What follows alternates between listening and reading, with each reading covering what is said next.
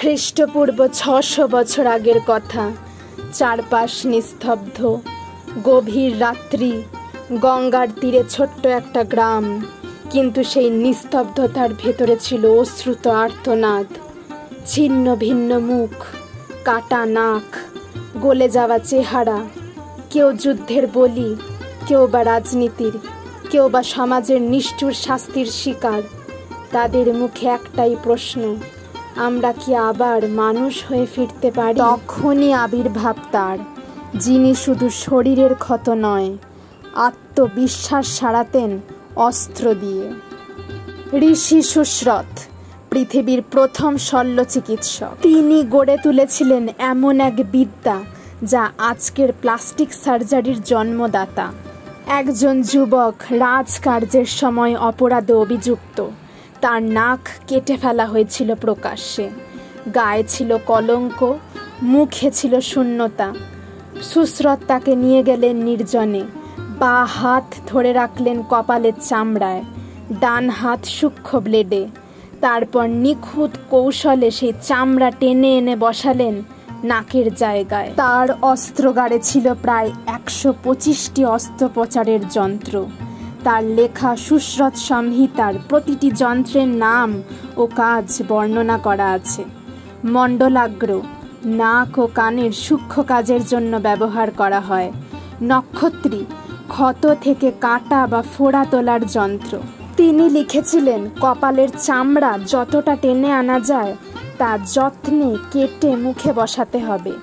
তারপর তা বেঁধে রাখতে হবে সূক্ষ্ম সুতো দিয়ে এবং ক্ষতস্থানে প্রলেপ দিতে হবে বৈদিক ভেষজ দ্রব্য দিয়ে। হলুদ, জীবাণুনাশক, কটুকর্য, ক্ষতের উপরে প্রলেপ, শলাকা, আগুনে গরম ধাতু ধারা, জীবাণু মুক্তি।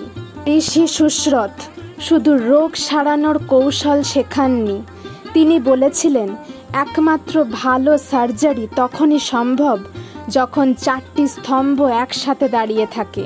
তিনি লিখেছিলেন, চিকিৎসা সফল হয় যখন চিকিৎসক, রোগী, ঔষধ এবং নার্স এই 4টি উপাদান একসাথে কাঁধে কাঁধ মিলিয়ে কাজ করে। আর নার্স সম্পর্কে তো তিনি লিখেছিলেন, একজন ভালো নার্স হয় একজন মা যার হাতে আছে স্নেহ এবং whose presence heals half the pain. তখন ইউরোপে তখনও নার্স শব্দটাই জানতো না।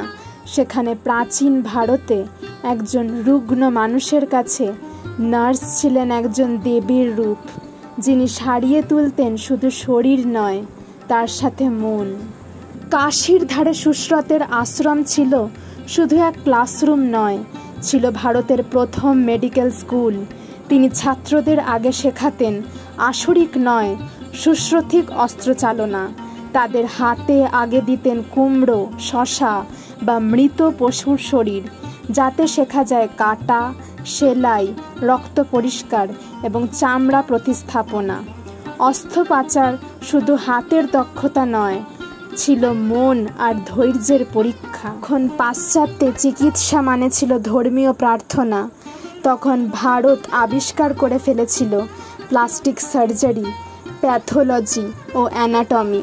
তবু আজকের চিকিৎসার জগৎ জানে না যে কসমেটিক সার্জারি শব্দটা শুরু হয়েছিল সনাতনী অস্ত্রোপচারের হাত ধরে।